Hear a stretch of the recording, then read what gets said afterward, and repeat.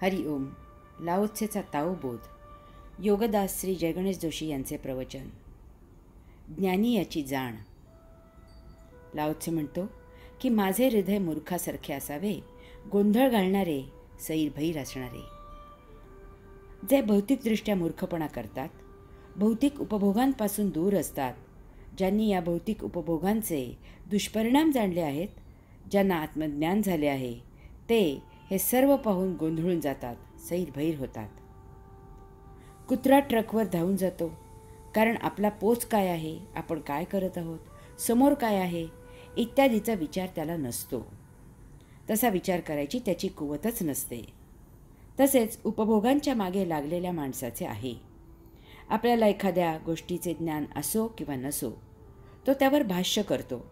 त्याचा सर्वसामान्य जनांवर विनाकारण परिणाम होतो. याचा विचार त्याला नसतो.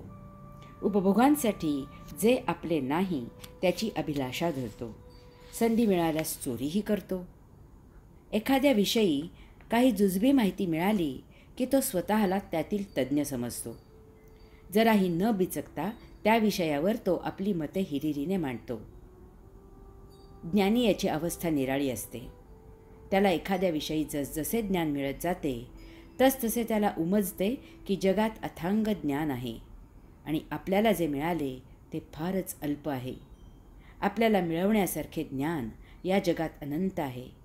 तस्मात आपण ज्ञानी नसून अज्ञानी आहोत. यामुळे तो जेव्हा लोकांना कसलाही विचार न करता मते व्यक्त करताना ऐकतो, तेव्हा तो गोंधळतो, सैरभैर होतो. त्याला समजत नाही की नेमके कोण चुकत आहे. कामाची काहीही माहिती नसताना लोक बिनधास्त काम स्वीकारतात. मग कोणाला तरी पकडून कसेबसे काम करून घेतात.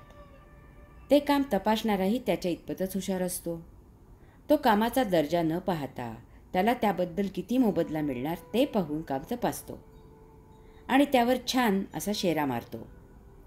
गाण्या बजावण्याबद्दलही हे असेच होत आहे. अगोदरच थोरा मोठ्यांनी गायलेली गाणी पाठ करायची, त्याचा वाद्यवृंद वाजवून ठेवायचा, मग त्या वाद्याच्या तुकड्यात आपला आवाज नक्कल करत भरायचा. वर म्हणायचे की मी गायक आहे. ऐकणारेही तितकेच हुशार असतात. ते टाळ्या वाजवतात. ज्ञानी हे सर्व पाहून व्यथित होतो.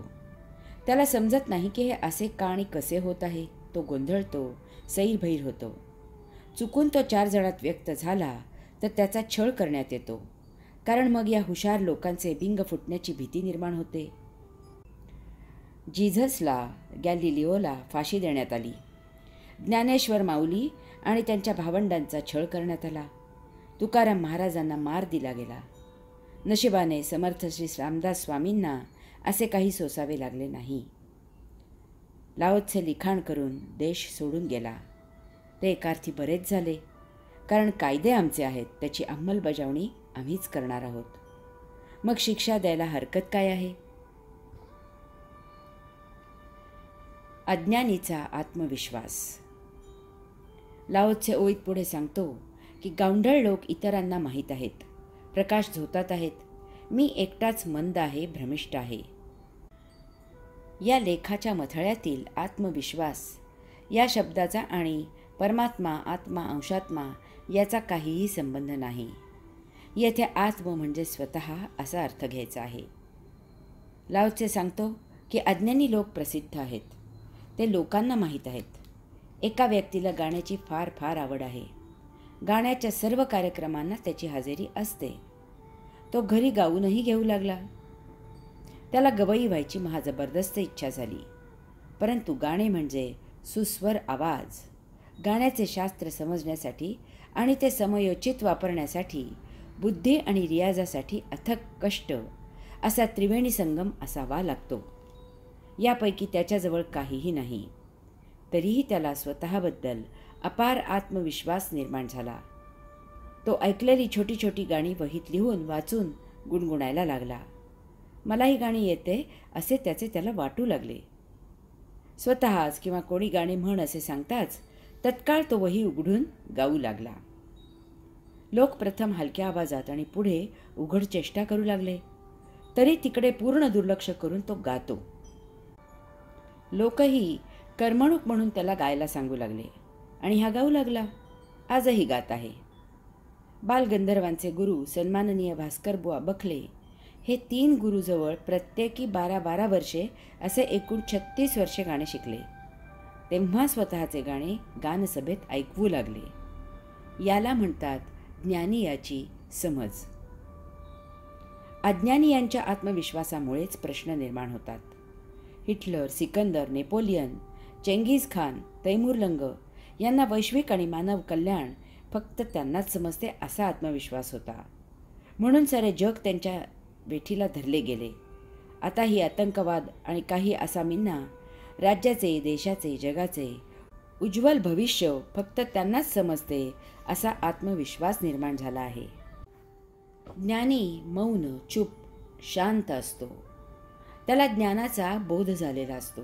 तो प्रसिद्धीपरान्मुख असतो. त्यामुळे तो आपले अर्धवट ज्ञान पाजळत नाही. कोणी काही विचारले आणि तो बोलला तरी संयम ठेवतो. त्यामुळे कोणाचेही नुकसान होत नाही. झाला तर फायदाच होतो. अज्ञानी न विचारताच ठासून मत देत असतो. ज्ञानीला आपले महान ज्ञान अल्पस्वल्प आहे असे वाटते आणि अज्ञानीला त्याचे अल्पस्वल्प ज्ञान महान आहे असे वाटते. जगातील समस्यांचे हेच मोठे कारण आहे. अर्ध्या हळकुंडाने पिवळे होणारे पुढारी होतात. देश चालवायला घेतात. आपल्याला अर्धवट ज्ञानावर ठाम उभे राहतात. अशांची नक्कल अस्सल म्हणून मान्य होते आणि ज्ञानी यांची अस्सल नक्कल म्हणून हिणवली जाते. लाओ त्से चूप राहिला आणि गुपचूप देश सोडून जाऊ लागला. त्याच्या ज्ञानाची कदर करणारा राजा होता म्हणून आपल्याला महत्भाग्याने या ओव्या मिळाल्या आहेत. हरि ओम.